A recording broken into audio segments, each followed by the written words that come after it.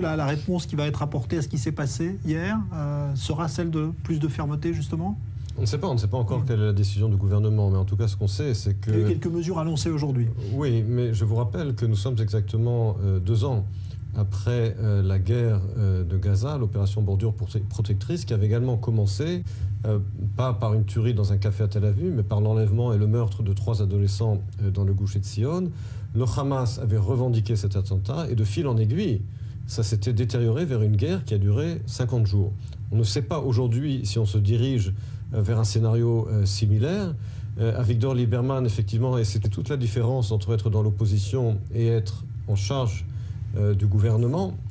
J'ai moi-même critiqué sa nomination ici même sur ce plateau au poste du ministre de la Défense. Il sera jugé, bien entendu, dans les faits. Lorsque l'on est en charge de la sécurité d'un pays, c'est beaucoup plus difficile que lorsqu'on est dans l'opposition et qu'on a des solutions, soi-disant, à tous les problèmes.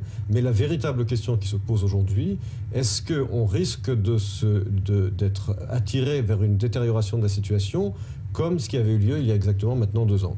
Alors, on continue à parler. Dans un instant, je voudrais juste...